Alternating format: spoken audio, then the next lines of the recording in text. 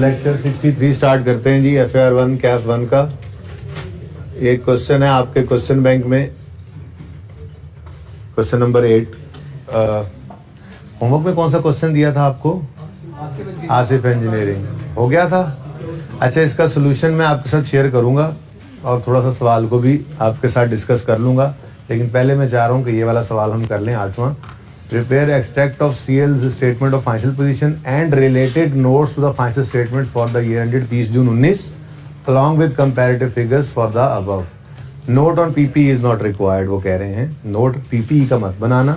तो फिर relevant notes कौन से रह जाते हैं? अगर कोई चेंज इन पॉलिसी हुई या कोई एरर हुआ तो फिर उसका नोट होगा, ठीक है। स्टेटमेंट ऑफ फाइनेंशियल पोजीशन सिर्फ मांगी है उसने, एक्सट्रैक्ट्स उसके, ठीक है, और नोट मांगा है। तो मैं आपको इसलिए कह रहा था कि सारे काम अलग अलग ही हमने करना सीखे हुए हैं इसमें। जर्नल एंट्रीज पहले कर ली।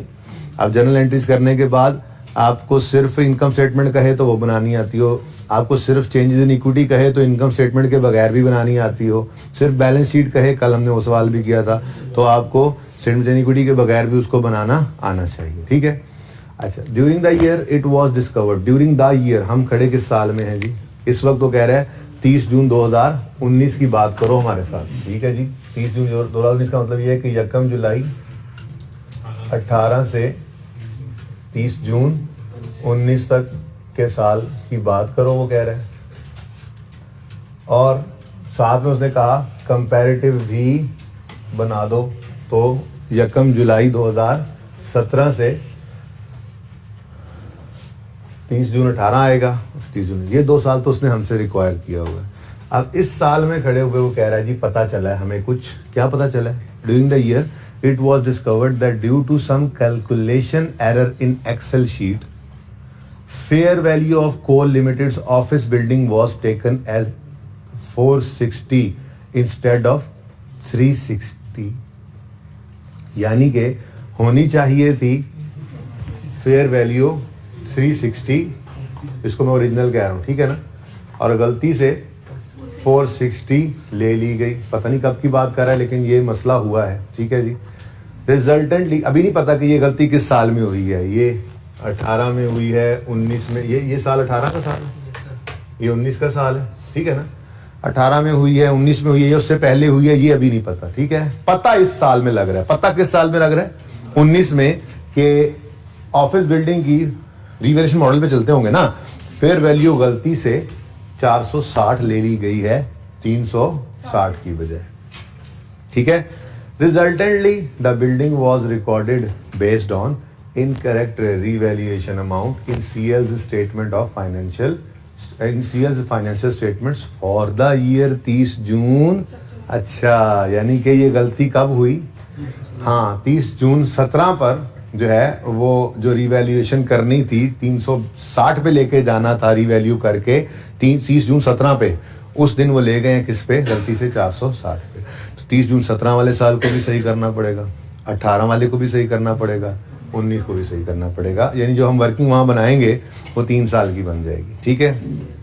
प्लस ये वर्किंग हमें रिवैल्यूएशन वाली भी वही अपनी मशहूर ज़माना वर्किंग भी करनी पड़ेगी, और ठीक है। अच्छा, अब देखते हैं और क्या डिटेल बताता है। वो कहता है this building was acquired on 1 जुलाई 15। तो 1 जुलाई 15 से ही वर्किंग स्टार्ट करेंगे। 30 जून 16 आएगा, फिर 30 जून 17 वाली रिवैल्यूएशन जो उन्होंने गलत की है वो सही करेंगे, ठीक हो गया।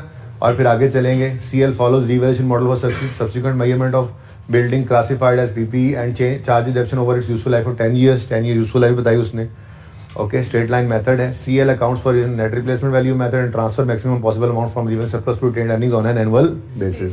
सारी बातें वही हैं जो हम करते हैं। एट 30 जून 19, अब एक 30 जून 17 वाली गलत रिवैल्यूएशन उन्होंने की है, और as on 30 June 19 revalued amount of building has been determined at 320। ये दूसरी रिवैल्यूएशन भी वो बता रहे हैं। तो मकसद कहने का ये है कि 1 जुलाई 2015 से चलेंगे, 30 जून 2019 तक आएंगे हम इस वर्किंग को लेके, ठीक है। अब उसमें हुआ क्या होगा उसके अंदर भाई, जिस दिन ये रिवैल्यूड अमाउंट गलत ली होगी तो उस दिन से एसेट भी गड़बड़ हो गया, और फिर उस दिन से सरप्लस भी गड़बड़ हो गया। तो हमें रिवैल्यूएशन सरप्लस को भी सही करना पड़ेगा, और हमें लेकिन मसला ये है इस सवाल के अंदर कि उसने हमें पीपीई तो बता दिया, सरप्लस बताया नहीं था। भाई सरप्लस हमारी वर्किंग से निकल आएगा, रीवैल्यूएशन सरप्लस इक्विटी के अंदर आता है, ठीक है, रिटेन्ड अर्निंग्स में नहीं आता। लेकिन रिटेन्ड अर्निंग्स का बैलेंस हमें गिवन नहीं है कि उसमें डेप्शन वगैरह का इम्पैक्ट ले सकें। बहरहाल देखते हैं, जहां तक हो सका चलेंगे, अल्लाह ने चाहा तो कुछ ना कुछ हल निकल ही आएगा। ठीक है, तो करें शुरू काम को।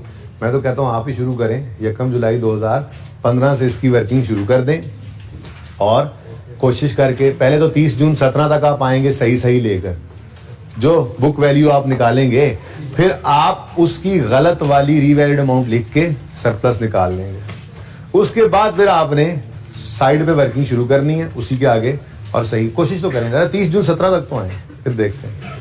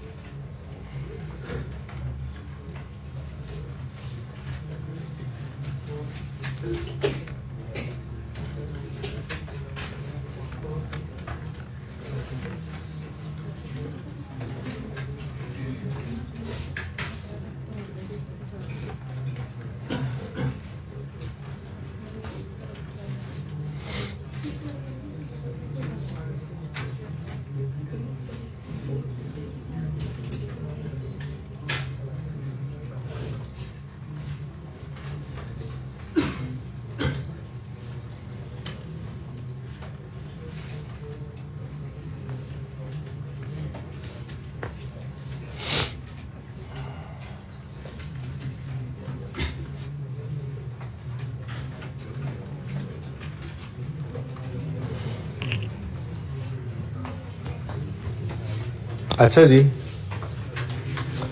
1 जुलाई 15 से चलना है, 30 जून 16, 30 जून 17, 30 जून 18, 30 जून 4 साल की वर्किंग करनी है। चलो पहले ना रॉन्ग वाली वर्किंग कर लेते हैं एक बार, ठीक है। वैसे तो शायद 19 की ज़रूरत नहीं होती क्योंकि 19 प्रेजेंट नहीं कर रहे होते हम, बाहर चलने दें एक बार, पहले एक बार सारी गलत वर्किंग कर लेते हैं, क्या ख्याल है। तो एंट्रीज तो आया करती हैं, अब एंट्रीज को मैं अगर ऊपर जगह रखूं, कोई एंट्रीज बनानी भी है, अगर देखते हैं एंट्रीज की जरूरत है या नहीं है। एंट्रीज बगैर काम चला, जैसे मुहानी वाले सवाल में किया था तो वैसे भी चला लेंगे, ठीक है ना, लाजमी थोड़ा ही एंट्रीज करना। इसलिए वर्किंग 1 फिलहाल मैं आज बना रहा हूँ अपनी सी रिवैल्यूएशन की वर्किंग को, ठीक है। तो working 1 date, description,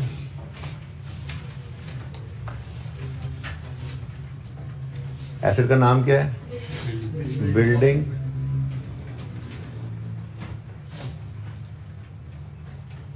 revaluation surplus और प्रॉफिट एंड लॉस। फिलहाल मैं ये रॉन्ग एंट्री कर रहा हूँ, ठीक है, रॉन्ग कैलकुलेशन सारी कर रहा हूँ। तो शुरू करते हैं जी। 1 जुलाई 2015 पे हमने ये एसेट खरीदा था 500 रुपये का, ओके। लाइफ थी इसकी 10 साल, रेजिडुअल वैल्यू तो सवाल में गिवन नहीं है, अब बोलो। अच्छा, और लाइफ 10 साल, मेथड स्ट्रेट लाइन, तो डेप्रिसिएशन करेंगे 30 जून 16 पर 500/10।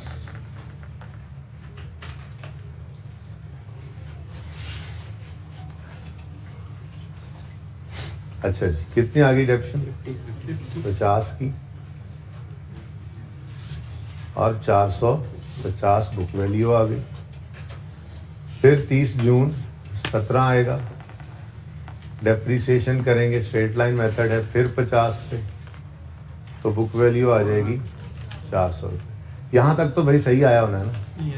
ओके, 400 रुपये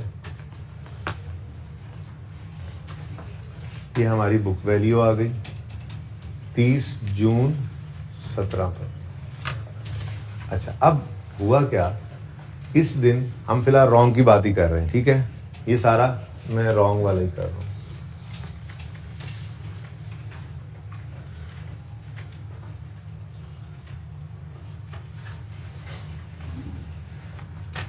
अब इस दिन एक लाइन खाली छोड़ी और इन्होंने रीवैल्यूड अमाउंट लिख डाली 460। गलती से ये लिख दी थी ना, तो 460 लिख दी इन्होंने खैर से, और 60 रुपए का रीवैल्यूएशन सरप्लस रिकॉर्ड कर लिया। गलती भी चेक करो ना, अपने मतलब की है ना। तो ये रीवैल्यूड अमाउंट ले गए हैं ये, और रीवैल्यूएशन सरप्लस बैलेंसिंग निकल आया। पता नहीं अब दरअसल क्या बनता है, लेकिन फिलहाल ये हो गया। अब चूंकि ये एक बार गड़बड़ हो गई है, और ये गड़बड़ शुरू कब हो रही है? 17 के साल से हो रही है, ठीक है ना? 15 और 16 ठीक थे, 15 से शुरू हुआ और 16 में पहला साल ठीक था, ठीक है? दूसरे साल की डेप्शन तक भी बात ठीक थी, लेकिन जो एंड पे काम हुआ है ना, ये गड़बड़ हो गई है, ठीक है? आगे बढ़ते हैं, अल्लाह खैर करेगा। अब 30 जून 18 आएगा, डेप्रिसिएशन की होगी इन्होंने 460 डिवाइड किया होगा 8 से, क्योंकि 2 साल गुजर चुके इस दिन खड़े होकर। यकम जुलाई 15 वगैरह एसेट आया है, तो 30 जून 16, 30 जून 17, 2 साल गुजर गए, 10 में से 2 गए, रिमेनिंग 8 हैं। तुम इतने दिनों बाद कहाँ से आ रहे हो भाई? ये तुम रेड स्वेटर वाले? हाँ हाँ, नहीं तुमने छुट्टियाँ पहले की थी ना? अच्छा, मुझे अभी तक वही लग रहा है। अच्छा जी, हाँ भाई 58 ये लगे जाएगा सेशन के एंड तक ये।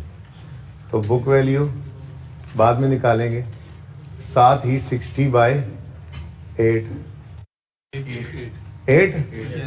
ये भी हो गया जी।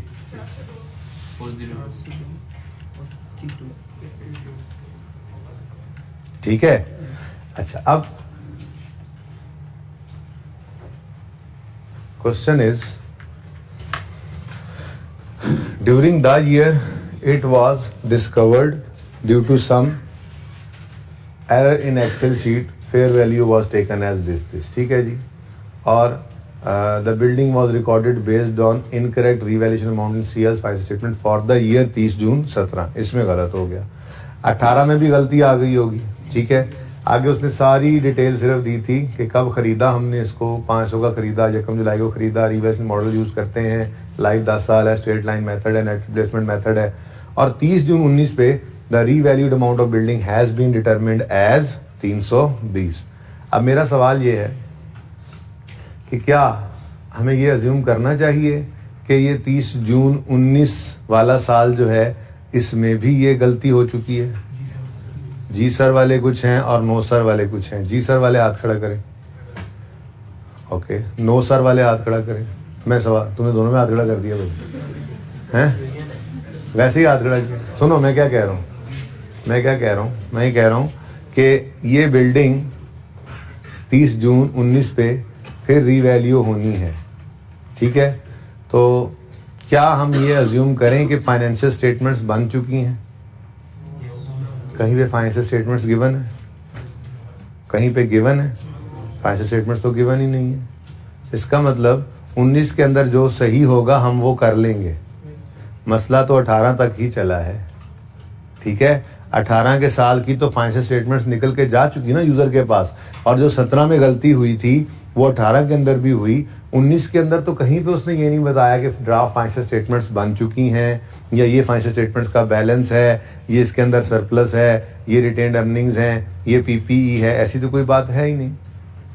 बात समझ रहे हो? ठीक है। बहरहाल फिलहाल मैं इसको यहाँ पे रोकता हूँ कि 30 जून 18 तक ये गलती हो गई थी, ठीक है।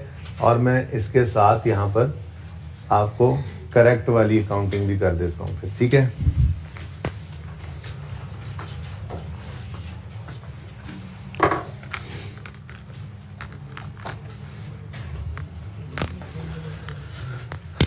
उसी तरह से लिख लें जरा ब्लू से, बिल्डिंग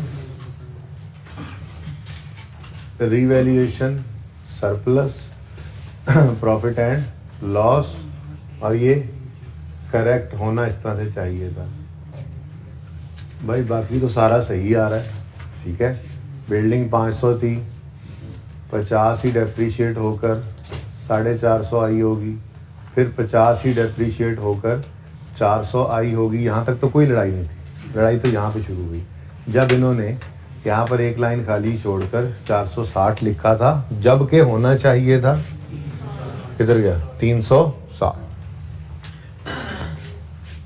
तो अगर ये 360 होता दोस्तों तो यहाँ पर 40 का लॉस आता, सरप्लस कुछ ना आता बल्कि 40 का लॉस आता, ठीक है जी। और ईयर एंड पे फिर आपको इस 360 को वर्किंग ना करूँ तो काम चलेगा। चलो यहाँ पे कर ही देता हूँ, 60/8 ज़रा करीब करीब कर देते हैं, और 60/8 ये ब्लैक वाला इनकरेक्ट वाला हो गया, ठीक है। और साथ ही मैं ये अगली ब्लू की वर्किंग यहाँ पे कर देता हूँ, बाकी तो ज़रूरत नहीं पड़ी थी जी। 360 डिवाइडेड बाय 8 करना था और 40 डिवाइडेड बाय 8 करना था जी। 45 की डेप्रीसिएशन होनी थी और +5, तो ये 35 पे होता और ये ठीक है, सही हो गया। तो चलो ठीक है, मैंने माना कि आपको आगे की बात क्लियर नहीं हो रही, लेकिन हमने 18 और 19 को तो सही करना है, बोलो। तो 18 तो हमारे सामने आ गया ना, 18 ये पड़ा हुआ है हमारे सामने, 17 की डेप्रीसिएशन डिफरेंट, मतलब 17 के एंड पर मसला है और 18 के अंदर डेप्रीसिएशन वगैरह का मसला है, ठीक है।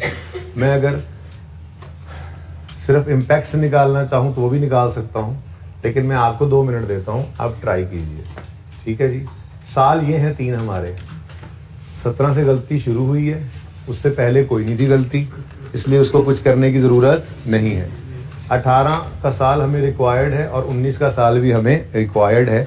कुछ इस तरह का मामला है, ज़रा चेक करें आप, कुछ समझ में आती है या नहीं बात, उधर ही रखें ताकि देखें बच्चे और ट्राई करें। ये देख लो कि हमारा अल्टीमेट ऑब्जेक्टिव क्या है। हमारा अल्टीमेट ऑब्जेक्टिव क्या है?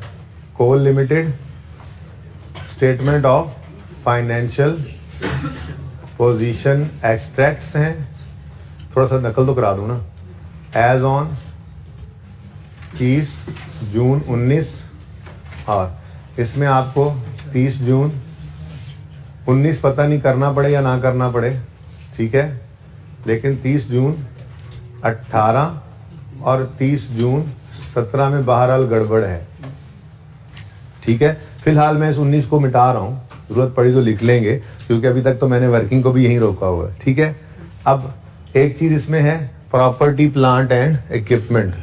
बिल्डिंग जो है वो प्रॉपर्टी प्लांट इक्विपमेंट में ही है ना, उसने यहाँ पे नाम प्रॉपर्टी प्लांट इक्विपमेंट ही यूज कर लेना, सिर्फ बिल्डिंग क्या कहना है, प्रॉपर्टी प्लांट एंड इक्विपमेंट है, ठीक है। हो सकता है कोई शॉर्टकट हो सकता है कोई गड़बड़ करनी पड़े, देख लेंगे आप। फिर दूसरी चीज यहाँ पर हिट हो रही है डेप्रीसिएशन, हाँ रीवैल्यूएशन सरप्लस भी है, ये 2 चीजें इक्विटी के अंदर रिवैल्यूएशन सरप्लस आ गया, और वो जो डेप्रीसिएशन वगैरह का फर्क है रिटेन्ड अर्निंग्स को भी हिट कर रहा होगा। थोड़ी सी नकल करवाइए आपको कि हमारा मतलूब वाओ मकसूद यही है। उसके बाद जो नोट शोट है ना वो यहाँ पे बना लेंगे, टेंशन नहीं लेनी उसकी, ठीक है। नोट मैं बाद में बनाऊंगा, उसकी बात भी बाद में करेंगे, लेकिन ज़रा तरतीब बना दी आपके सामने। Notes to the financial statements और for the year ended 30 June 19, लेकिन आपको ये बताया हुआ है कि 30 जून 19 भी हो तो 30 जून 19 के साल में एरर करेक्शन नोट के अंदर 30 जून 19 को प्रेजेंट हम नहीं करते, तो 30 जून 18 ने आना है और 30 जून 17 ने भी आना है, ठीक है, नोट के अंदर, ठीक है। लेकिन यहाँ पर नोट नंबर कोई भी लगा दो, नोट नंबर 15 ऐसे ही, पर पीपीई का नोट मत बनाने बैठ जाना, क्योंकि उसने खुद मना किया है। उसने कहा ना रेलेवेंट नोट्स बना दो, तो कोई अक्लमंद ये करता रेलेवेंट नोट्स में तो फिर पीपीई भी है, और वो सही करता शायद, पीपीई का नोट भी बना देता। उसने कहा पीपीई का नोट मत बताओ, उसके अलावा नोट्स, उसके अलावा फिर क्या है, करेक्शन ऑफ एरर नोट है, तो एरर करेक्शन नोट भी यहाँ पर बनेगा इंशाल्लाह, बाद में बनेगा। फिलहाल तो ये सिर्फ आपको मैंने थोड़ा सा बताया कि ये हमारा सोल्यूशन कुछ इस तरह से चलेगा। फिलहाल तो आप मुझे 30 जून 17 और 30 जून 18 के बारे में कुछ कर दीजिए, ट्राई कीजिए।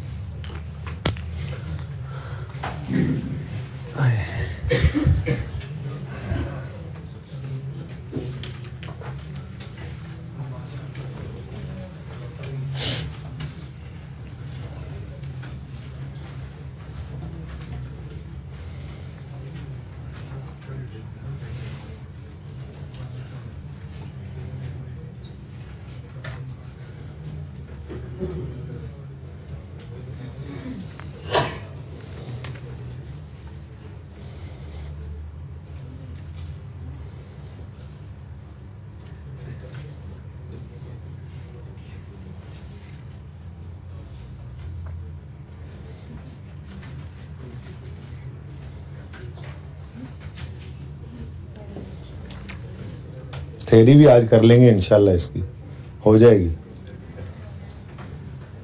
आज टॉपिक इंशाल्लाह ये क्वेश्चन चलते रहेंगे इसके, जैसे होमवर्क में क्वेश्चन दे दिया, अगले दिन डिस्कस कर लिया, टाइम मिल गया तो टेस्ट में सवाल आ गया उसको डिस्कस कर लेंगे। लेकिन कैश फ्लो इंशाल्लाह कल हमने स्टार्ट करनी है, और कल अगर टाइम ना भी मिला कुछ डिस्कस करने का IAS 8 का, क्योंकि पहला लेक्चर आपको पता है हर टॉपिक का इंपॉर्टेंट होता है, उसमें जरा लेंथी डिस्कशन हो जाती है, तो पूरा टाइम सिर्फ उसी पे लगाकर अगर हमने कल ये ना भी कुछ छेड़ा IAS 8 को, तो बहरहाल बाद में साथ साथ चलता रहेगा 5-10 मिनट 15 मिनट जब तक क्लियर ना हो। लेकिन आज इंशाल्लाह प्रिंसिपली इसको खत्म कर देंगे हम, बचा कुछ नहीं है इसमें।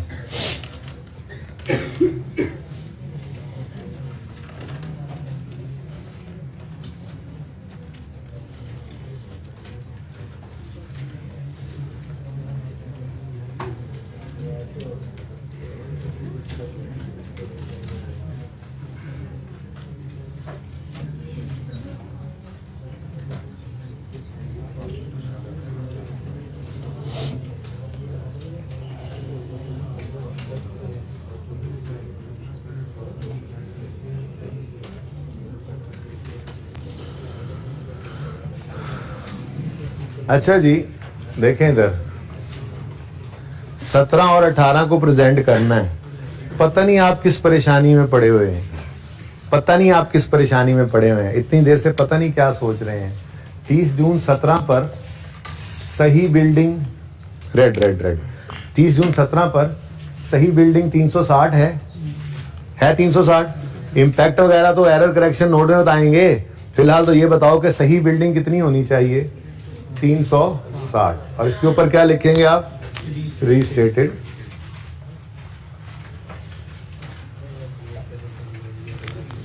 ठीक है, फिर 18 की सही बिल्डिंग 30 जून 2018 पर 315 है, और एक इम्पैक्ट वगैरह तो फिर निकालते रहेंगे। ये कितना आ गया 315, और इसके ऊपर भी क्या लिखोगे, रीस्टेटेड। ठीक है, क्या ख्याल है? तो एक MCQ करवाया था, एक या दो जब डिस्कस किए थे, तो मैंने कहा था कि बैलेंस शीट के अंदर अगर वो कहे कि रीवैल्यूएशन सरप्लस की क्लोजिंग क्या आना है या एसेट का क्लोजिंग क्या आना है, तो हमारे पास ये वर्किंग के अंदर क्लोजिंग ही तो पड़े हैं, तो इनको उठा के लिख दो, ये सही फिगर है, हम क्यों प्लस माइनस करें। ठीक है, और मैंने आपको ये भी कहा हुआ है कि जहां तक हो सके मुमकिन एंट्री से बच सको बच जाया करो। जैसे मोहानी वाले सवाल में हमने क्या किया था, प्रॉफिट के ऊपर इंपैक्ट निकाला था, प्रॉफिट यानी रिटेन्ड अर्निंग्स पे, प्रॉफिट्स पे इंपैक्ट निकाल लेंगे, वो मसला नहीं है। उस पे इंपैक्ट किसका पड़ना है, वो जो लॉस हमने रिकॉर्ड करना था उन्होंने तो सरप्लस किया हुआ है, शायद इसका इंपैक्ट पड़ेगा। वो जो डेप्रीसिएशन हमने रिकॉर्ड की 45 उन्होंने 58 की, कोई इसका फर्क पड़ जाएगा, यही फर्क ही पड़ने है ना, रिटेन्ड अर्निंग्स पे इंपैक्ट ले लेंगे, कोई मसला नहीं है। ठीक है, पीपीई को पकड़ के नहीं जी 460 पे आया होगा, ओ भाई असल वो उठा के लोगे फिर 500 से, किस मुसीबत में पड़ रहे हो आप। बड़ा आसान काम है कि आपने जब करेक्टेड कर लिया ट्रीटमेंट, तो यही 2 साल के अंदर आपके क्लोजिंग में नजर आना था। ठीक है, सही है ना। अच्छा, इससे भी आगे बात बढ़ा रहा हूं थोड़ी देर के लिए। मैं ये कह रहा हूं कि फिर जून 19 पर मैंने ब्लैक को ही छोड़ दिया। अजूम क्या कर रहा हूं, क्योंकि फाइनेंशियल स्टेटमेंट्स कहीं पे बनी हुई कोई शुबा नहीं ना नजर आ रहा। देखो जितने भी सवाल हमने देखे उनके अंदर वो क्या कहता था, जी ये एक्सट्रैक्ट्स हैं बैलेंस शीट के इनकम स्टेटमेंट। ठीक है, उसमें ड्राफ्ट बना होता था तो फिर हम कहते थे हो ही नहीं सकता कि इनकम स्टेटमेंट बन गई और डेप्रिसिएशन चार्ज ना हुई, हो ही नहीं सकता कि बैलेंस शीट बन गई और रिटेन्ड अर्निंग में इस साल का प्रॉफिट ऐड नहीं हुआ, क्योंकि ड्राफ्ट जो बना होता था। यहां पे कहां बना हुआ है ड्राफ्ट। ठीक है, तो 19 में पता चल गया हमें गलती हुई है पुरानी। अब वो हमारे कमानों में से तीर निकल चुका था इन 2 साल का, इसलिए इनको तो रीस्टेट करना पड़ा। लेकिन 19 के अंदर कोई गलती नहीं हुई फिलहाल। ये वाहिद सवाल ऐसा है, वरना हर सवाल के अंदर, और हर सवाल आप उठा के देखो उसमें होता भी क्या है, उसमें गिवन होते हैं एक्सट्रैक्ट्स। जिस मोहानी वाले सवाल में एक्सट्रैक्ट्स बने हुए नहीं थे, उसने अंग्रेजी में जो बात लिख के दी थी उसमें वही बात थी कि ये ऑडिटेड है, ये ड्राफ्ट हैं, और मैंने उसी तरह उसके भी एक्सट्रैक्ट्स बना के ही आपको सवाल करवाया था। यानी हर सवाल के अंदर यही अज्यूम क्या करते थे, सामने नजर आ रहा था कि ड्राफ्ट फाइनेंशियल स्टेटमेंट्स बन चुकी हैं। तो फिर इस साल में भी गलती हुई पड़ी है। ये बात समझ रहे हो? और भाई समझ आ रही है? ऐसे हाथ रख के बैठे हो, भाई समझ आ रही है? जो ग्लासेस वाले भाई समझ आ रही? अच्छा, तो इस सवाल के अंदर ऐसी कोई बात नहीं थी, इसलिए हम सुकून से इसको डेप्रिशिएट करेंगे। अब डेप्रिशिएट किसको करेंगे, भूल जाओ इस कहानी को, भूल जाओ। 315 नहीं, 315 को नहीं, वही 300 ऐसे कर देता हूं मैं, इधर जरा नीचे कर, एक जैसा लगेगा। 360/8 और 40/8। ठीक है, ये अगेन 45 की डेप्रिसिएशन और ये +5, ये बच गया 270 और 30 का लॉस। अच्छा, अब ये क्या है, बुक वैल्यू है। क्या है, बस ये लिख दें 30 जून 19 में, ये लिख दें। नहीं, अब इधर देखो, अब ये आखिरी वाली लाइन पढ़ो, as at 30 June 19 revalued amount of building has been determined at ₹320। तो 320 इसकी रीवैल्यूड अमाउंट है। तो एक लाइन खाली छोड़ी आपने, और रीवैल्यूड अमाउंट लिख लिया आपने 30 जून 19 पर। रीवैल्यूड अमाउंट कितनी है भाई, 320। तो 50 का आ गया आपको रीवैल्यूएशन सरप्लस। डेप्शन हो गई ना बेटा, डेप्शन तो कर दिया इस साल की। डेप्शन का कोई पूछ रहा था, क्वेश्चन है कोई बेटा? सही है। अच्छा जी, साथ वाले कह रहे हो पहले डेप्रिसिएशन हुई है। अच्छा, मुझे लगा मुझे कह रहे हो जी। 320 में 50 का सरप्लस आ गया, 320 पे लेकर गए। अब पहले 30 का लॉस रिवर्स हुआ और प्लस ना भी लिखो तो प्लस ही होता है, 0, और बाकी 20 का आ गया रीवैल्यूएशन सरप्लस। और फिर डेप्रिशिएट करें आप इसको? नहीं भाई नहीं, रुक जाओ बस।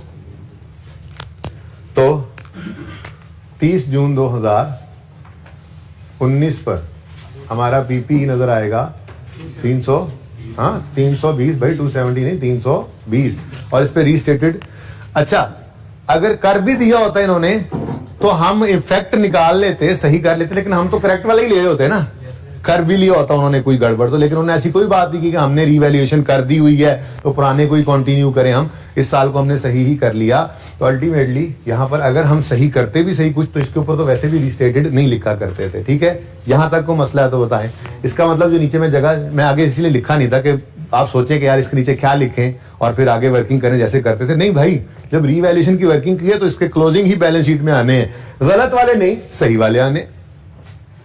ठीक है, चलो अब अगली चीज है, अल्लाह आपका भला करे, इक्विटी स्टार्ट हो जाती है। ठीक है, इक्विटी के अंदर दो चीजें हैं। एक होगी इक्विटी के अंदर, मैं ऊपर हेडिंग बना ही देता हूं, जगह आज थोड़ी सी है।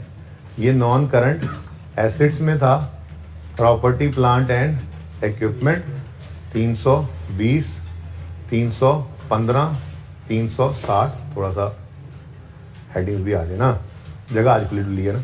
उसके बाद करंट एसेट्स कोई नहीं सवाल में गिवन, कोई जो इंपैक्ट पड़े। Current liabilities, non current liabilities कोई नहीं हिट हो रही। अब दो चीजें और हिट हो रही हैं, क्योंकि एक्सपेंस वगैरह आ रहे हैं गड़बड़, तो रिटेन्ड अर्निंग ने हिट हो जाना है। और सरप्लस का भी मसला है, वो सरप्लस रिकॉर्ड किए बैठे हैं, हम कह रहे हैं लॉस है, जब गलती हुई है तो वो मसले मसाइल भी हैं। तो फिर इक्विटी के पोर्शन के अंदर दो चीजें हैं, 2 मिनट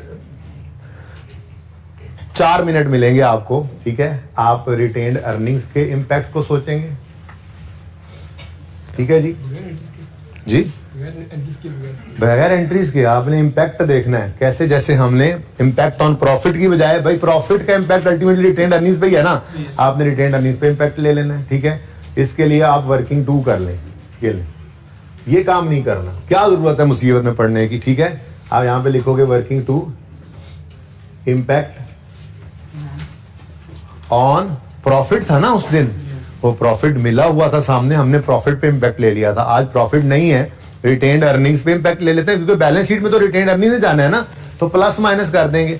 आप कहोगे जी पता नहीं कोई गिवन है या नहीं है, भाई वो मुझे भी नहीं पता, बस देखिए आप फिलहाल तो इम्पैक्ट ऑन रिटेन्ड अर्निंग्स आप निकाल सकते हैं कोशिश करके वर्किंग 2 में, और उसके बाद रीवैल्यूएशन सरप्लस है। अब ये देख लेना, हमने सही वाला सरप्लस लेना है, गलत वाला नहीं लेना, सही वाला लेना है, गलत वाला नहीं लेना। तो मैं तो कहता हूं पहले रीवैल्यूएशन सरप्लस लिख लेना, मुफ्त के नंबर ले लेना, उसके बाद रिटेन्ड अर्निंग्स में लड़ाइयां शुरू करना। आपके पास पूरे अब 3.5 मिनट है बात करते हुए, 30 सेकंड और गुजर गए, चलो 4 मिनट ले लो, खैर है।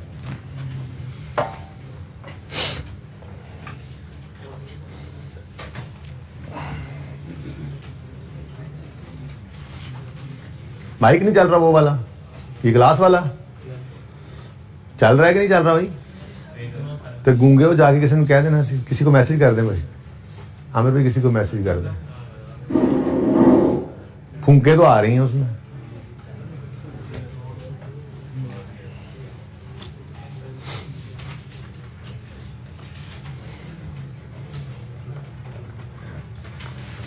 यार आसान वाला काम जरा कर दूं प्लीज, फिर आप थोड़ा आगे फिर मजीद सोचिएगा, ठीक है ना। आसान वाला काम कर दूं। अच्छा 1 मिनट, पहले मैं रीवैल्यूएशन सरप्लस लिखता हूं, फिर रिटेन्ड अर्निंग लिखता हूं। रीवैल्यूएशन सरप्लस और रिटेन्ड अर्निंग्स, ठीक है जी। अच्छा हाँ भाई, रीवैल्यूएशन सरप्लस देखो, सही वाली बैलेंस शीट देनी है यूजर को, सही वाली बैलेंस शीट देनी है। उन्होंने 2017, 18, 19 उन्होंने 2017 में 60 का सरप्लस रिकॉर्ड किया था, जो कि गलत था। हम तो कह रहे हैं जी उल्टा क्या है, लॉस है, तो सरप्लस तो है ही, इधर भी 0, इधर भी 0, यानी 30 जून, इधर लिख देता हूँ 30 जून 17 पे भी 0, 30 जून 18 पे भी 0, और 30 जून 19 पे फिर आ गया है। तो सही कहानी तो ये है, फिर 30 जून 17 पे कोई ना, 30 जून 18 पे भी सरप्लस कोई ना, और 30 जून 19 पे 20 का। लो जी, नंबर है मुफ्त के या नहीं? अच्छा अब एक मसला आया, वो मसला ये है, मैंने माना 30 जून 19 की तो फाइनेंशियल स्टेटमेंट शायद बनी नहीं हुई, 18 और 17 की तो बनी हुई थी ना। बोलो कोई गलत रिटेन्ड अर्निंग्स दे तो उसमें एडजस्टमेंट करके ही सही रिटेन्ड अर्निंग से पहुंचा जा सकता है ना। अब पूरे सवाल में कहीं पे गलत रिटेन्ड अर्निंग्स गिवन, तो इस वजह से हम नहीं कर सकते थे रिटेन्ड अर्निंग्स के इम्पैक्ट को चेक, जो आप सोचे जा रहे हैं। लेकिन ये इम्पैक्ट आपने सोचना फिर भी है। उसकी वजह क्या है? उसकी वजह ये है कि नोट में तो जाओगे, नोट में तो हम गलत रिटेन्ड अर्निंग्स को सही नहीं करते थे। नोट में तो हम यूं कहते थे अर्निंग्स बढ़ गई या कम होगी। कैसे? एक्सपेंस बढ़ा तो अर्निंग बढ़ गई, एक्सपेंस कम हुआ तो अर्निंग्स कम हो गई। समझ आ रही है बात? लेकिन बैलेंस शीट आपकी कंप्लीट हो गई, रिटेन्ड अर्निंग्स को प्रेजेंट नहीं कर सकते थे, हम नहीं कर सकते थे। हाँ, अगर गलत रिटेन्ड अर्निंग्स दे देता तो फिर हम उनको गलत को बैलेंस को लिख के उसमें रेक्टिफिकेशन करके सही करते। ये बिल्कुल अलग तरह से सवाल था, इसीलिए मैंने एंड पे रखा हुआ था। ठीक है, बाकी सारे सवाल एक जैसे थे, एक जैसी नेचर थी। खूब मेहनत की हमने, एरर करेक्शन नोट भी बना दिया, चेंज इन पॉलिसी नोट बना दिया, चेंज इन एस्टिमेट का नोट बना दिया। कल कोशिश की थी मैंने रेजल्ट वैल्यू उसमें एंटर करूं, लेकिन वो रेजल्ट वैल्यू चेंज ही नहीं हुई मनूस। ठीक है ना, इसलिए वो बच गया। फिर किसी दिन सवाल देखेंगे, उसमें मैं रेजल्ट वैल्यू को चेंज कराऊंगा चेंज इन एस्टिमेट में, और उसका फिर नोट आपको बनवाऊंगा। बहरहाल वो उधार तो है। ठीक है, तो कहने का मकसद ये कि टॉपिक हमारा पूरा हो गया था। एक अजीबोगरीब सा सवाल बीच में आ गया, मैंने कहा चलो यार अजीबोगरीब को भी करना चाहिए। एक आधा और अजीबोगरीब टेस्ट में दे दूंगा मैं। ठीक है, बाकी ये है बाकी आसान है टॉपिक। ठीक है, तो भाई ये तो मामला हल हो गया, ये कहानी खत्म हो गई है, ठीक है। रिटेन्ड अर्निंग्स का बैलेंस बनाना है या नहीं बनाना? रिटेन्ड अर्निंग्स का बैलेंस यहाँ पे शो कर ही नहीं सकते क्योंकि गलत रिटेन्ड अर्निंग्स गिवन नहीं है।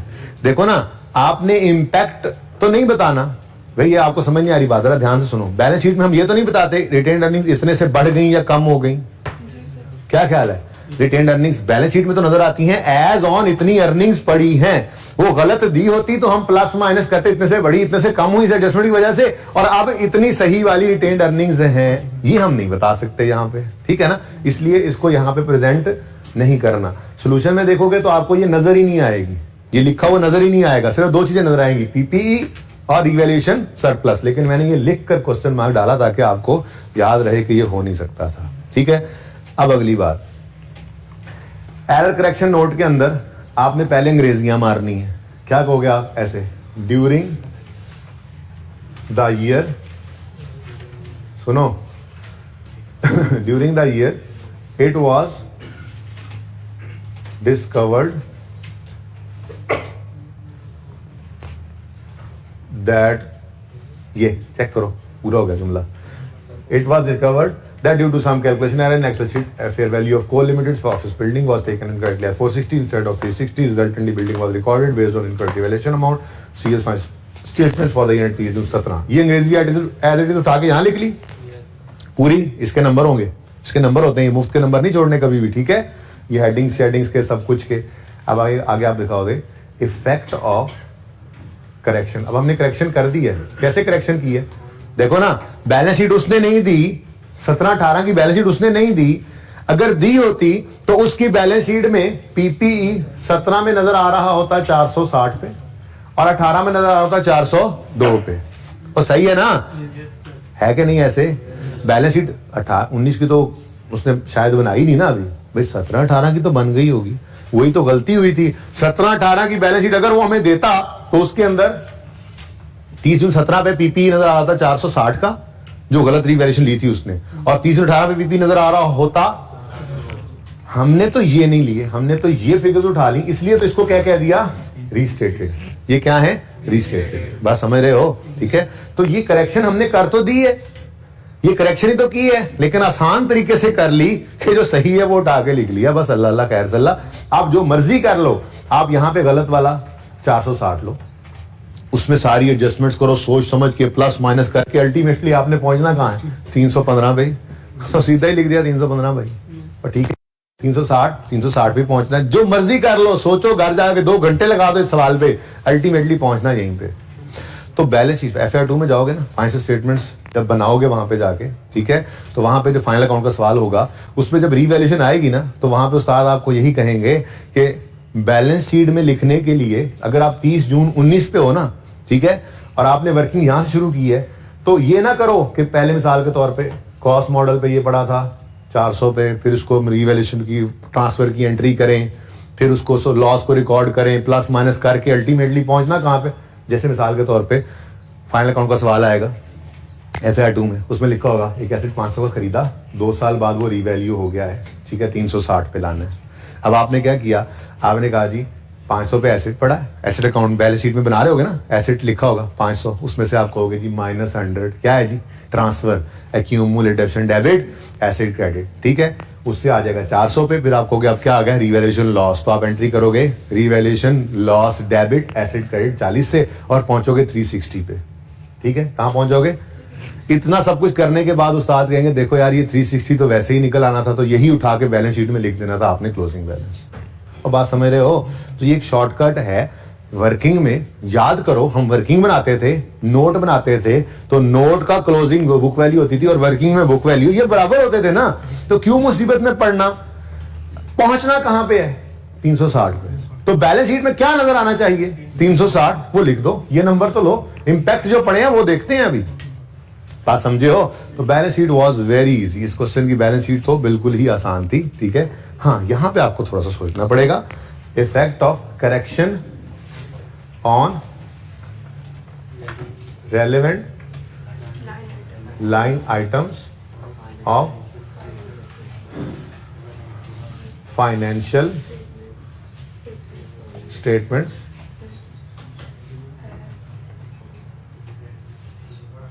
आर एज फॉलोज, और इसके अंदर statement of items affecting, statement of पूरा लिखना है आपने पर्चे में, कंप्रीहेंसिव इनकम।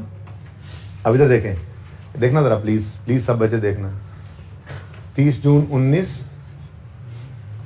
30 जून 18 इनकम स्टेटमेंट 2 साल की बना करती है ना, लेकिन एरर करेक्शन नोट हो तो इससे जान छूट गई।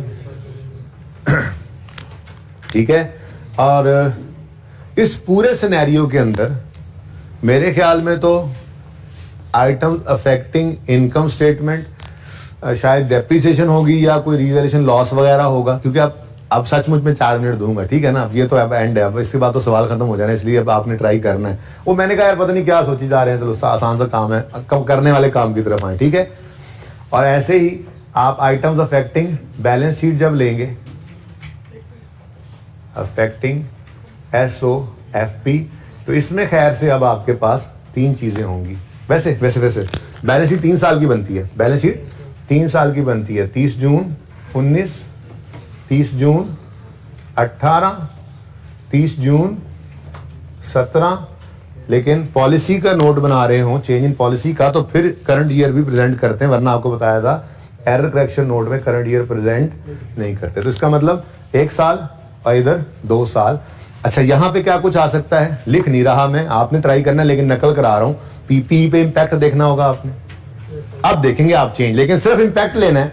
कैसे लेना है, नकल तो कर लो जरा, नकल कर लो, लेकिन नकल की जरूरत होती है नकल करने के लिए। इधर देखो, हम 30 जून 17 के ऊपर, हम 30 जून 17 के ऊपर अपने पीपीई को 360 पे शो कर दिया है हमने, ठीक है। अब इधर देखोगे आप, 30 जून 17 पे उन्होंने क्या किया हुआ था 460, हमने क्या किया, तो पता नहीं फिर आप क्या कहेंगे, इंक्रीज या डिक्रीज। मेरे ख्याल में कुछ ना कुछ क्या ही लेंगे, ठीक है ना। ऐसे ही 18 के ऊपर 19 करना नहीं प्रेजेंट, ठीक हो गया। उसके बाद दूसरी चीज आएगी रीवैल्यूएशन सरप्लस, वो कहेंगे 60 का रीवैल्यूएशन सरप्लस है 30 जून 17 पे, आप कह रहे हैं है ही नहीं, ठीक है, पता नहीं क्या करेंगे आप। उसके बाद रिटेन्ड अर्निंग्स आएंगी, रिटेन्ड अर्निंग्स में किसका इंपैक्ट जाना है, एक तो ये 40 के लॉस का, क्यों, वो कह रहे हैं सरप्लस है, हम कह रहे हैं लॉस है, प्रॉफिट एंड लॉस में जाता है ना। पता नहीं आप क्या करेंगे, थोड़ी देर बाद मैंने करना तो है ही, फिलहाल आप क्या करेंगे मुझे नहीं पता, ठीक है। तो प्रॉफिट एंड लॉस के अंदर एक 40 का फर्क जाएगा। दूसरा, उन्होंने डेप्शन चार्ज की हुई होगी, यहां तक तो सही थी ना, यहां पे गड़बड़ है, 58 की हमने की होगी, 45 की, ये अगले साल के अंदर है, तो डेप्शन के ऊपर भी इंपैक्ट आ जाएगा। तो ये 3 आइटम्स बैलेंस में कौन कौन से, पीपीई, अब रिवैल्यूएशन सरप्लस भी आना है और रिटेन्ड अर्निंग्स भी आनी है। अब पूरे 5 मिनट ले लो, आज नोट बना ही डालो। मैं तो यूं कहूंगा, इधर देखो, इधर देखो, इधर देखो, एक काम कर लो, नोट की जब हेडिंग दो ना, तो ये डॉट डॉट ना लगाना प्लीज। आप यूं करो, सवाल आपके सामने ओपन है, आप वहां से देख के पूरी अंग्रेजी लिखो, अच्छा प्यारा सा नोट बने, ठीक है ना। उसके बाद आइटम्स, ये इफेक्ट ऑफ एरर करेक्शन लिख के, आइटम्स सेटिंग SOCI, ये अभी भी लिख के काट दो। खैर है, आपके हर सवाल के अंदर आपने देखा होगा, जब भी चेंज इन पॉलिसी का, तो मैंने एक ही नोट बनवाया ना अभी, वो पहला सवाल, अभी नहीं, एक और आपने बनाया, मैंने अभी बनवाना है, मुहानी वाले का नोट मैंने क्लास में बनवाना है। तो आप देखोगे इन 2 सवालों में जब आपने नोट होंगे ना, उनमें करंट ईयर भी होगा और पिछले 2 साल भी होंगे। लेकिन जो आपने सवाल किया वंडर लिमिटेड, जो आपने सवाल किया कल, या जो आज कर रहे हो, ये एरर करेक्शन है ना, तो इसके अंदर करंट ईयर नहीं होना। लेकिन आप अपने पास ये जब तक पढ़ाई कर रहे हो, रजिस्टर्स में हमेशा एरर करेक्शन नोट के अंदर लिख के काट दिए करो, ताकि आपको याद रहे, पर पर्चे में ना लिख के काटना, पर्चे तक याद हो जाए ये बात। चेंज इन पॉलिसी हो तो करंट ईयर भी प्रेजेंट करना है, और इनकम स्टेटमेंट 2 साल की होती है, और बैलेंस शीट 3 साल की होती है, और करंट ईयर भी प्रेजेंट करना है, कब, चेंज इन पॉलिसी अगर नोट, ठीक है। और एरर करेक्शन हो तो रूल पहले लिख लो, वही इनकम स्टेटमेंट 2 साल की, बैलेंस शीट 3 साल की, लेकिन चूंकि एरर करेक्शन नोट है, करंट ईयर को नहीं करना, ठीक है। चलिए जी, आपके पास पूरे 5 मिनट है, शाबाश, सारे अच्छे से सही से नोट बना लें। और भाई सफा मत बचाना, 6 महीने बचा लेना, मैं तो कहूंगा नोट बना डालो। सबसे टेक्निकल नोट यही है मेरे पास इस वक्त, सबसे टेक्निकल नोट भाई यही है, बाकी सारे नोट बहुत आसान थे, इसलिए ही आपसे बनवा रहा हूं, या शायद इससे टेक्निकल नोट टेस्ट में आ जाए, लेकिन इससे काम नहीं होगा।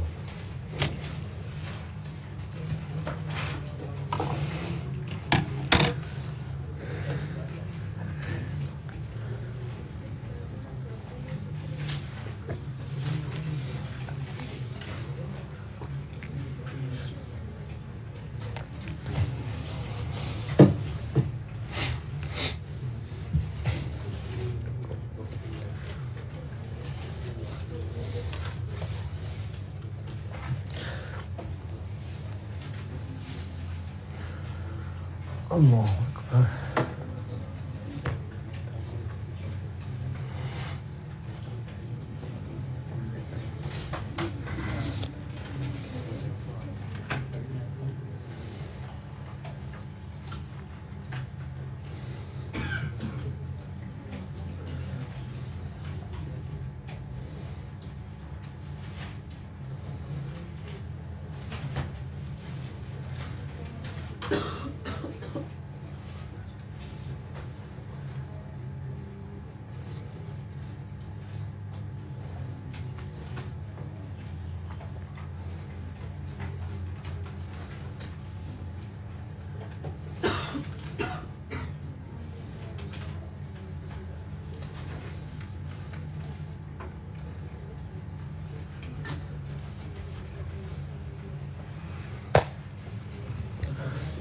तीन मिनट रह गए हैं, जल्दी करें, इतना काम कोई नहीं है।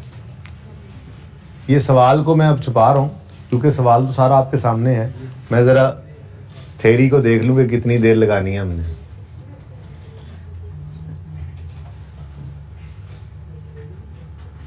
कि जितने क्वेश्चंस मैंने करवाए हैं और ये जो नोट्स वाला चैप्टर है, क्योंकि अभी शायद 1-2 दिन और लग जाएं, प्रिंटिंग के लिए तो गई हुई है बुक। मैं फोटोकॉपियर के पास भी ये रखवा देता हूँ और आपको सॉफ्ट में भी भिजवा देता हूँ, ठीक है ना। जितने क्वेश्चंस करवाए हैं ये चैप्टर में, ठीक है, और जो थ्योरी होगी आज इंशाल्लाह कोशिश करता हूँ।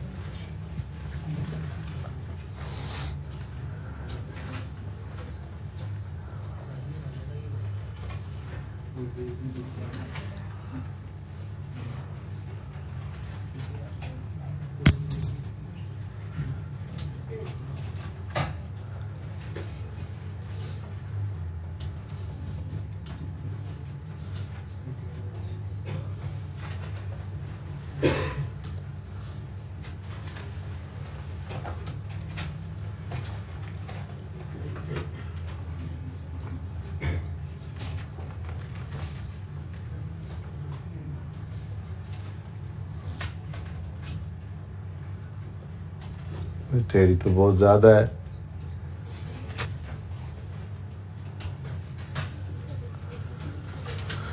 अल्लाह अकबर।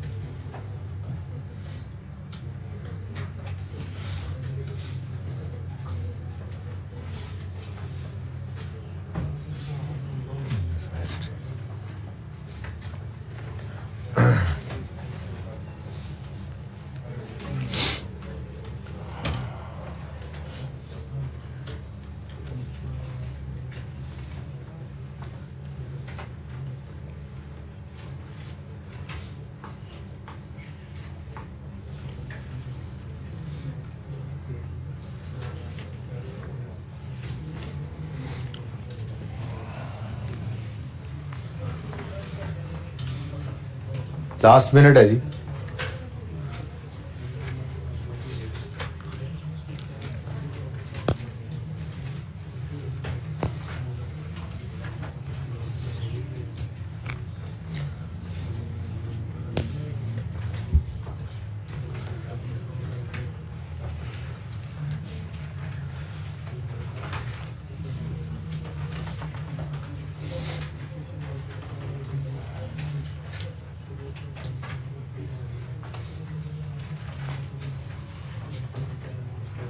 अच्छा जी, इधर देखें, सबसे पहले सबसे आसान नंबर ले लेते हैं। डेप्रीसिएशन एक्सपेंस 17 के साल में हमारा भी 50 था और उनका क्या मतलब, हम वो भी हमारा ही है, ठीक है, मतलब हमसे गलती हुई थी। गलत में भी जो हुआ वो भी 50 की डेप्शन थी 17 में, और सही करें तो वो भी 50 ही थी। कोई मसला यहाँ पे? कोई मसला नहीं था।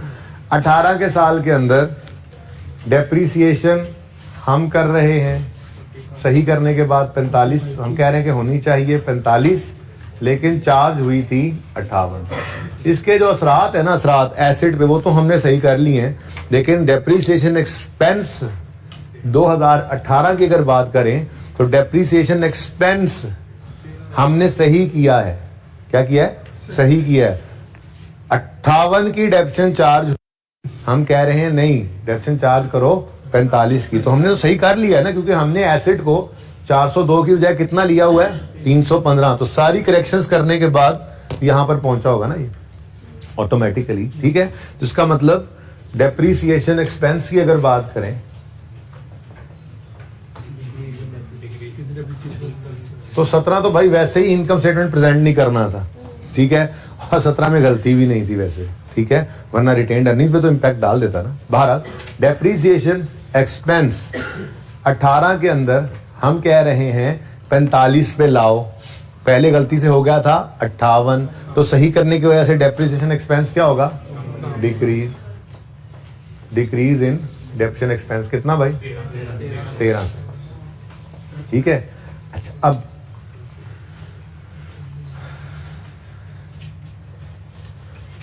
इम्पैक्ट ऑन रिटेन्ड अर्निंग्स हम उसी तरह से निकाल रहे हैं जैसे, ठीक है, 2019 प्रेजेंट में करना, 2018 है और 2017 है।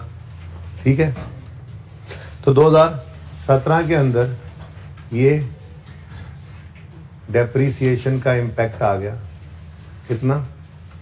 सॉरी 17 में नहीं, इसमें 18 में कितना? 13।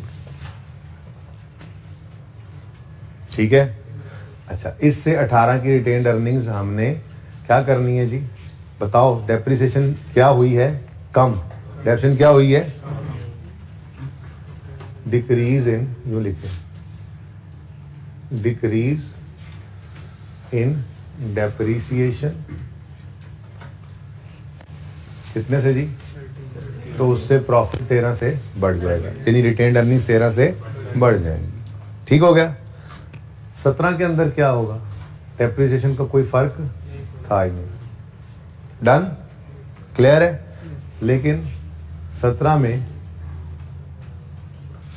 रीवैल्यूएशन का मसला तो आया था, रीवैल्यूएशन लॉस तो था। ठीक है, और रीवैल्यूएशन लॉस कितना है जी? उन्होंने रिकॉर्ड किया हुआ कुछ नहीं। उन्होंने रिकॉर्ड कितना किया हुआ है? कुछ नहीं। हम कह रहे हैं जी रीवैल्यूएशन लॉस जो था वो 40 रुपए से बढ़ा लो, तो लिखा नहीं मैंने, माजरत। इंक्रीज इन रीवैल्यूएशन लॉस कितना जी? 40 के इंक्रीज से रिटेन्ड अर्निंग्स 40 से कम हो जाएंगी। यहां तक को मसला। आप यूं भी लिख सकते थे कि चलो ठीक है, ऐसे ही सही है, और कोई चीज सोचनी है तो सोचें जल्दी से।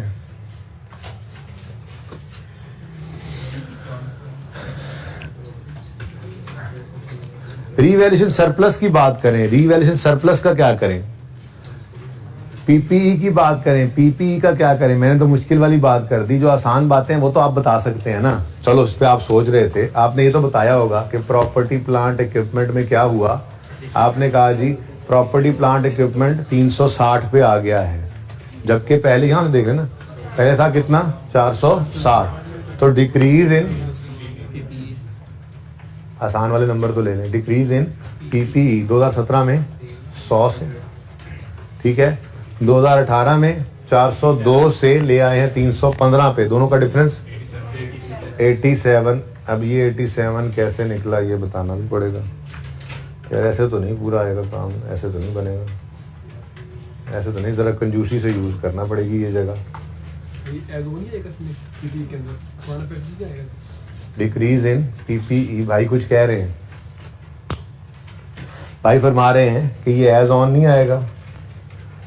एक मिनट, हमने 100 से इस पीपीई को कम कर लिया, 315 पे आ गया। ठीक है, अब ये फिगर उठा रहे हैं ना, हम उठा ही ये वाली फिगर रहे हैं, यानी ये 360 पे लाए तो फिर इससे 315 पे लाए हैं। हम कौन सा यहाँ पे 460 रख के 315 पे ला रहे हैं, फर्क है ना थोड़ा सा। मैंने आपको ये बताया था कि लेजर का वो क्लोजिंग अगले साल ओपनिंग बना होगा, तो इसलिए वही चलता गया। ठीक है, ऐसा मामला नहीं हो रहा यहाँ पे भाई, हमने इस 460 को 360 पे कर लिया है, अब आगे 460 यूज नहीं हुआ ना, 360 ही यूज किया, इसलिए फिर अलग इंपैक्ट ही ले रहे हैं। ठीक है, तो 100 रुपए से डिक्रीज आया पीपीई में पहले साल में, और दूसरे साल में आप क्या कह रहे हैं 87 का डिक्रीज है। और मैं ये कह रहा था ना कि इसको जरा यहाँ पे प्रेजेंट कर दें छोटी सी वर्किंग करके, कैसे जी 400 402, अच्छा 402 माइनस 315, ये मैंने 402 और 315 लिखा है, और यहाँ पे 460 माइनस 360 जरा प्रेजेंट कर दिया हमने। ठीक है, करेक्ट और रॉन्ग को जो कंपेयर कर लिया हमने, तो इससे इम्पैक्ट ले लिया हमने। ठीक है, हाँ भाई, डिक्रीज इन पीपीई हो गया, और रीवैल्यूएशन सरप्लस भी तो बैलेंस शीट का आइटम है, रीवैल्यूएशन सरप्लस। ठीक है, अब देखो मोहतरम ने क्या किया था, मोहतरम ने कहा था वो जो अकाउंटेंट ने गलती से एक्सेल, अच्छा कसूर एक्सेल का था, अकाउंटेंट का नहीं था, 17 के अंदर उन्होंने कहा था भाई साहब सरप्लस आ गया, कितना 60 का। हम कह रहे हैं केड़ा सरप्लस, सरप्लस तो है ही नहीं, कंपैरिजन कर रहे हैं ना। ठीक है, तो इसका मतलब जो हमने सही किया तो सरप्लस में भी क्या आया, decrease in revaluation,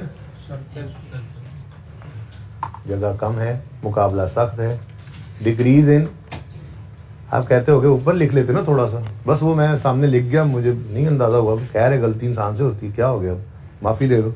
decrease in revaluation surplus, क्या मतलब, वो कह रहा था, ये देखो ये वो कह रहा है, मैंने इस तरह से रखा हुआ, ठीक है ना, वो कह रहा था कितना सरप्लस है जी, कितना 60 का, हम कह रहे हैं केड़ा सरप्लस, उल्टा लॉस है। यानी हमने क्या किया, 60 रुपए से रीवैल्यूएशन सरप्लस को कम कर दिया हमने। देखो नहीं है सरप्लस, वो कह रहा सरप्लस है, हम कह रहे हैं नहीं है, तो इम्पैक्ट क्या पड़ा।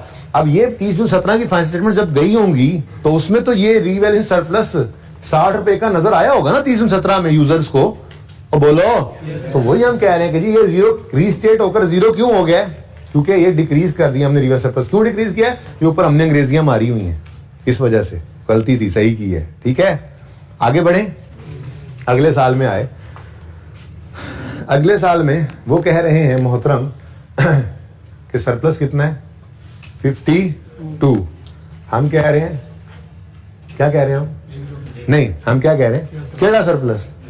ठीक है जी, तो यहां पे फिर छोटी सी वर्किंग की हमने, मुझे नहीं पता सोल्यूशन वो थोड़ा डिफरेंट तरीके से हुआ, इसलिए ये ऐसे ही कर लेंगे हम। ठीक है ना, 1 बाय 1 कितना जी 52, वो कह रहे हैं सरप्लस है, इस 30 जून 18 पे नजर आना चाहिए था। यानी अगर वो बैलेंस शीट वही वाली गई होगी यूजर के पास, तो उसमें रीवैल्यूएशन सरप्लस 30 जून 18 के अंदर कितना नजर आया होगा, ट्रांसफर के बाद, ट्रांसफर टू रिटेन्ड अर्निंग के बाद कितना नजर आया होगा 52। हम क्या कह रहे हैं अब 0, तो हमने क्या किया 52 से कम कर दिया इसको ये 52, और ठीक है चलो अब आ गई आपकी बारी दोबारा से। यहां तक कितने ये कितने बच्चों ने सही कर लिया था, माशाल्लाह यार, वेरी गुड, काफी है। चलें जल्दी करें, अब आखिरी 2 मिनट है, जल्दी करें। रिटेन्ड अर्निंग्स को जो रह गए थे सोचें शाबाश सोचें, हट के क्वेश्चन, डिफरेंट क्वेश्चन, शहजादा क्वेश्चन वगैरह वगैरह।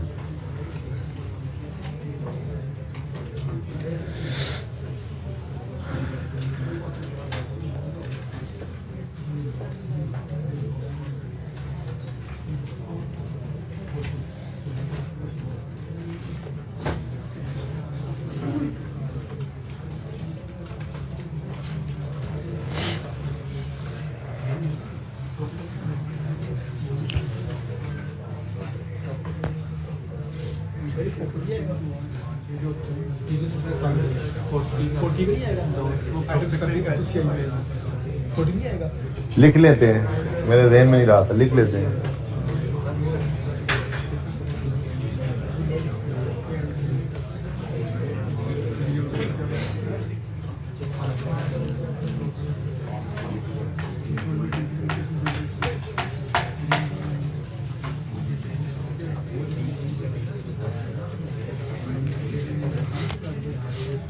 भाई 17 में तो मेरे ख्याल से और कोई गड़बड़ नहीं है। 17 में डेप्शन का इम्पैक्ट है नहीं। उन्होंने रखा हुआ था 30 जून 17 की शाम को एक सरप्लस 60 का, ठीक है, 60 का जो 30 जून 18 पे गड़बड़ हो रहा है, यानी कि हिल रहा है। उससे पहले तो 17 के एंड में तो यही था ना, इसलिए सेफली हम कह सकते हैं कि 17 की रिटेन्ड अर्निंग्स के अंदर 40 का डिक्रीज हम शो करेंगे। अब बारी आती है 18 की। 18 में डेप्रीसिएशन, यहां पे तो डेप्शन का फर्क नहीं था ना, डेप्शन हमारी भी 50 थी, उनकी 50 थी। यहां पे डेप्शन का फर्क आया 30 और 18 पे, ये हमने ले लिया, ठीक है। एक चीज ये भी तो है, इसकी एंट्री अगर आपको याद हो तो क्या होती थी, revaluation surplus debit retained earnings credit. इसका मतलब उन साहब ने रिटेन्ड अर्निंग्स को 8 रुपए से बढ़ाया हुआ था, ठीक है। तो हमने जब सही किया तो हमने तो वो सरप्लस की ट्रांसफर ली ही नहीं हुई, ठीक है। तो हम यूं लिख सकते हैं कि इंक्रीमेंटल डेप्रीसिएशन, डिक्रीज ही लिख दूं, इंक्रीमेंटल डेप्रीसिएशन कितनी है, 8 रुपए। ये उन्होंने रिकॉर्ड की थी। हम कह रहे हैं भाई सरप्लस नहीं है तो इंक्रीमेंटल डेप्रीसिएशन कौन सी, तो जब हमने करेक्शन की होगी तो ये 8 से कम हो गया होगा, ठीक है। एक स्टेप और आगे। अब मजीद सोचें, अब बस एक चीज रह गई है, सोच विचार करके वो लिख लें, सवाल खत्म है, बस कर दें। अब बहुत टाइम लगा दिया आप लोगों ने।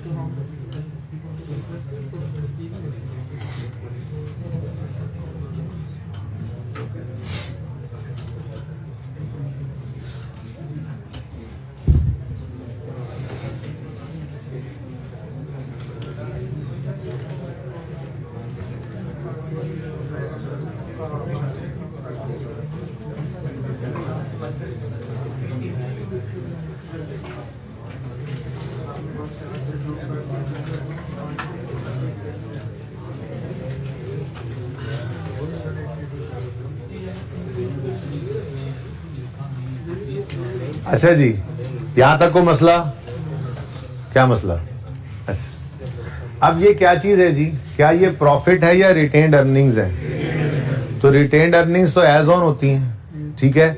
अब यहां पे हम ऐसे तो चल नहीं रहे कि हमने एज ऑन वाली फिगर्स ही उठाई हुई थी, हमने तो इम्पैक्ट देना है। तो ये जो 17 के साल का इम्पैक्ट था कि 40 से रिटेन्ड अर्निंग्स कम हुई, ये 18 के साल पे भी तो जाना चाहिए था, ठीक है ना। अब नेट में तो 18 की रिटेन्ड अर्निंग्स हमें 5 रुपए से बढ़ती हुई नजर आ रही थी, लेकिन जब हमने, यार इसको थोड़ा सा ऊपर कर लो, क्या यार, तो बोर्ड बड़ा छोटा है यार असल में। Decrease in incremental depreciation. अच्छा, अब देखो, ये तो हो गया 2018 का मामला। अब ये जो 2017 के अंदर डिक्रीज इन रिटेन्ड अर्निंग्स आया था, इसका इम्पैक्ट 2018 पे आना चाहिए नहीं आना चाहिए? हम तो यहाँ से कंपैरिजन नहीं कर रहे, रॉन्ग वाली चीज और करेक्ट वाली चीज ये और सही करके लिख लें, हम तो सिर्फ इम्पैक्ट देख रहे हैं रिटेन्ड अर्निंग्स के ऊपर। रिटेन्ड अर्निंग्स तो हमें गिवन भी नहीं थी, ठीक है। तो फिर अगला स्टेप क्या है जी? ये 40 का जो डिक्रीज था रिटेन्ड अर्निंग्स में 17 में, ये 18 के अंदर भी तो डिक्रीज ही करेगा रिटेन्ड अर्निंग्स को। यानी कि यहां पे मैं लिखूंगा इम्पैक्ट ऑफ 2017 रिटेन्ड अर्निंग्स, ठीक है ना। जो 2017 में 40 से रिटेन्ड अर्निंग्स कम हुई थी, क्योंकि ये एज ऑन होती हैं, ये प्रॉफिट तो नहीं है। हमने मोहानी वाले सवाल में ना इम्पैक्ट ऑन प्रॉफिट लिया था, ठीक है। तो सिर्फ उसी साल को देख रहे थे। Retained earnings are not profit, ये तो एज ऑन फिगर है। तो जो 40 का इम्पैक्ट 17 में पड़ा था, वही 18 वाली रिटेन्ड अर्निंग्स पे भी तो वही इम्पैक्ट रहना है। तो फिर अब बता दो भाई, नेट में क्या बना? 35 से डिक्रीज या इंक्रीज? डिक्रीज हो गए। 5 से लॉस भी तो कम हुआ। कौन सा लॉस? इसकी कोई एंट्री नहीं होती चंदा। Retained earnings debit, retained earnings credit. 5 से रिटेन्ड अर्निंग्स डेबिट कम की, साथ ही 5 से रिटेन्ड अर्निंग्स क्रेडिट बढ़ गई। एंट्री करा दी थी, हालांकि करा के काट दिया था, यानी इसका कोई इम्पैक्ट नहीं है। अब 5 से कम करो, 5 से बढ़ाओ भी सही। फिर याद है इसकी एंट्री क्यों नहीं करते थे? याद आ गई बात? रिटेन्ड अर्निंग्स क्रेडिट तो रिटेन्ड अर्निंग्स डेबिट, तो रिटेन्ड अर्निंग्स पे क्या इम्पैक्ट? नो इम्पैक्ट, ठीक है, सही है। चले, बहरहाल मैक्सिमम क्या होता? ये 40 की गलती आप कर जाते, कोई बात नहीं, खैर है यार। अगर 15 नंबर का सवाल, 12 नंबर का सवाल अगर ये हो, 12-13 नंबर का, 10-12 नंबर का, तो 7-8 नंबर तो आपके आ ही चुके हैं। 1-2 की खैर है यार, कोई बात नहीं। बोलो भाई, रिटेन्ड अर्निंग्स दोनों साल में, शुक्र है, वरना 2 दफा लिखना पड़ता। दोनों साल में क्या हो रही है? Decrease, decrease in retained earnings. अब यहां वर्किंग करने की बजाय मैंने वहां पे जांच चला ली, वर्किंग नंबर 2। हाँ भाई, 40 से और 35 से।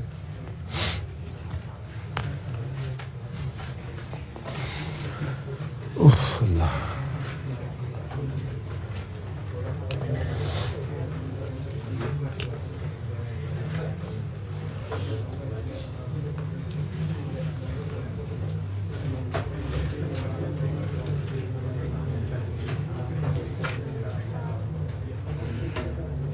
MCQs।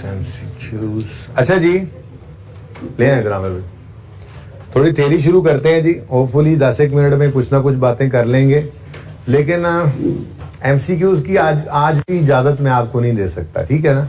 बाकी अब आपने करना क्या है, आज आपने कोई ज्यादा काम नहीं दूंगा मैं इसका। आज आपने क्या करना है, आज आपने एक ही सीटिंग में बैठ के सबसे पहला सवाल जो प्रैक्टिस क्वेश्चन 1 होना है बुक के अंदर, तो वैसे ठीक है, वो करना है। उसके साथ फिर मोहानी वाला सवाल करना है, फिर वंडर लिमिटेड करना है, बस ये 3। कल वाला भी नहीं करना, इसकी बात बाद में करता हूँ ना, ठीक है।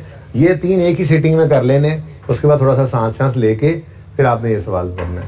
वो तीनों सवाल चूंकि इतनी बार हो चुके हैं कि मेरे ख्याल में अगर आप मोबाइल से दूर और मतलब पूरी अटेंशन के साथ करेंगे तो हर सवाल 20 मिनट से ज्यादा नहीं ले सकता, ले ही नहीं सकता। तो 15 से 20 मिनट का, बल्कि मोहानी वाला तो और छोटा सवाल था, तो मेरे ख्याल में ये कोई 45 मिनट्स का टारगेट होना चाहिए कि आपने वो तीनों सवाल करने हैं, स्पीड करने हैं, एक बार एक ही सीटिंग में बैठ के करने हैं। वो कर लेने के बाद फिर आप इस पे 15-20 मिनट लगा लीजिएगा, और ठीक है। अभी मैं MCQ इसलिए नहीं दे रहा क्योंकि थ्योरी आज पूरी नहीं होनी, थोड़ी सी बात कल पे भी शायद जाए, तो इसलिए MCQs के अंदर ये थ्योरी ही होती है।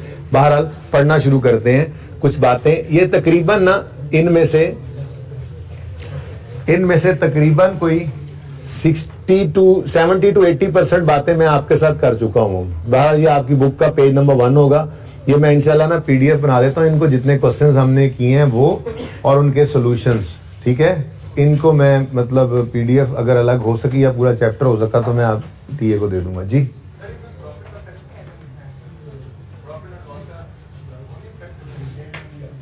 नेट प्रॉफिट नहीं ना गिवन भाई, नेट प्रॉफिट पे आपने असर दिखाना है तो बिल्कुल लिख देना चाहिए, ठीक है। Decrease in डेप्शन expense will increase in profit, और वो भी 13 ही होगा, ठीक है।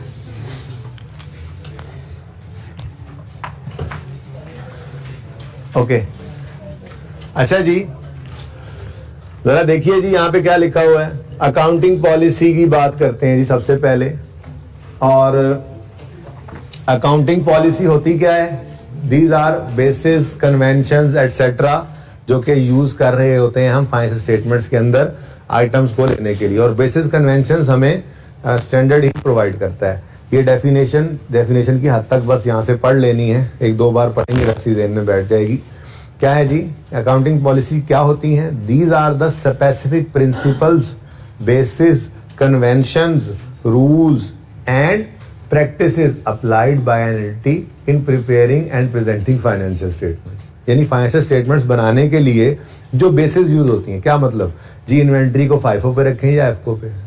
क्या मतलब जी? पीपी को कॉस्ट मॉडल पे रखें या फेयर रिवैल्यूएशन मॉडल पे? क्या मतलब जी? इन्वेस्टमेंट प्रॉपर्टी को कॉस्ट मॉडल पे रखें या फेयर वैल्यू मॉडल पे? ये सब क्या है? ये बेसिस हैं, कन्वेंशंस हैं, रूल्स हैं, प्रिंसिपल्स हैं। किसके लिए? फाइनेंशियल स्टेटमेंट्स बनाने के लिए। तो जो बेसिस कन्वेंशन रूल्स फाइनेंशियल बनाने के लिए यूज होते हैं उन्हें अकाउंटिंग पॉलिसी कहा जाता है। ठीक है और सही है? ये रिप्रोड्यूस करवा ले, बड़ी मुश्किल बात है। ठीक है, बहरहाल जहन में बैठ जाती हैं दो तीन बातें तो। Principles, basis, convention, rules used for preparation of financial statements. Examples असल इंपॉर्टेंट चीज है। एग्जाम्पल क्या है? कुछ एक बात की हुई है, कुछ एक नहीं की हुई, जो नहीं होंगी हमारे सिलेबस में, अब पुरानी थी पहले, वो मैं साइड पे कर दूंगा। ठीक है ना? Okay. IAS 2 permits to choose between FIFO and AVCO for stock valuation. Now this is example of accounting policy जो अवेलेबल हैं। अभी मैं अकाउंटिंग पॉलिसी बता रहा हूं होती क्या है। आप FIFO पे भी रख सकते हो, AVCO पे भी रख सकते हो, जिस पे रखोगे ये आपकी अकाउंटिंग पॉलिसी है।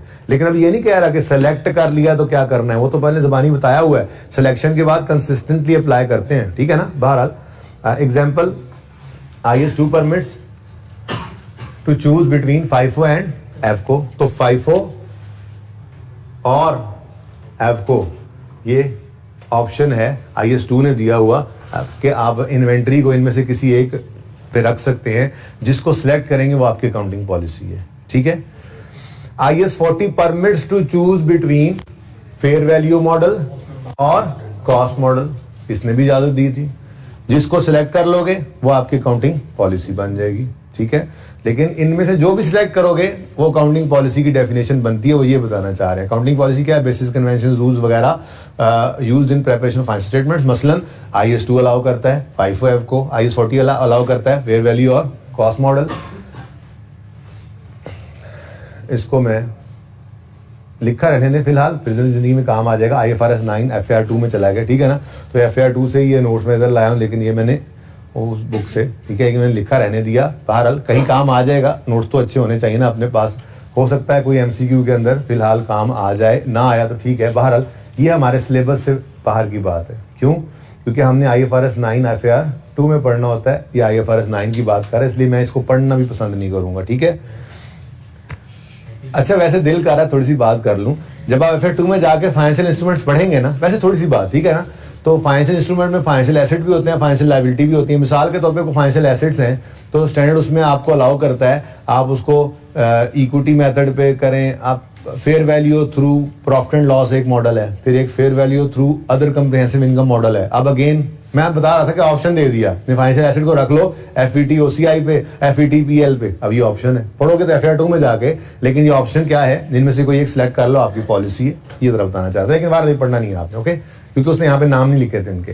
फिर policies on recording revenue IFRS 15, इसको भी अब फिलहाल हम साइड पे कर देते हैं। पहले ये FAR 1 में होता था, पढ़ के FAR 2 में जाते थे तो यहाँ पे बता दिया जाता था। अब आप FAR 2 में जाएंगे तो ये आपको वहां पे मिलेगा। यहाँ से ये निकल चुका है। ठीक है, बड़ा ही जबरदस्त स्टैंडर्ड था। फिर कैपिटलाइज करना है बोरिंग कॉस्ट को। अब इसमें ऑप्शन नहीं IAS 23 ने दिया हुआ। अगर कोई बोरिंग कॉस्ट है, क्या मतलब, अगर आपने कोई क्वालिफाइंग एसेट आप बना रहे हैं, बन रहा है कोई एसेट, और आपने उसके लिए लोन ले लिया है, उस पर इंटरेस्ट पे किया है, तो उसकी कॉस्ट, उसके इंटरेस्ट को एसेट की कॉस्ट में ऐड करना है। 2003 की रिवीजन के बाद ये मस्ट हो गया था। वो सबसे पहला सवाल भी तो हमने यही किया था। ठीक है ना? तो capitalisation of borrowing cost in IAS 23 ये क्या है? इंटरेस्ट को एक्सपेंस बनाने की बजाय एसेट कॉस्ट में ऐड करो। ये अकाउंटिंग पॉलिसी तो है। ठीक है।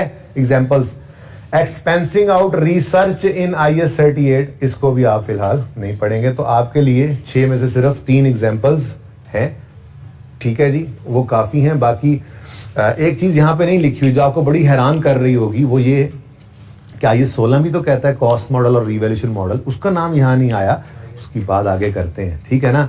असल में ना बात क्या आगे करनी है, थोड़ी सी बात बता ही दूँ आपको, इसी 2 सफ़े बाद बात आनी है।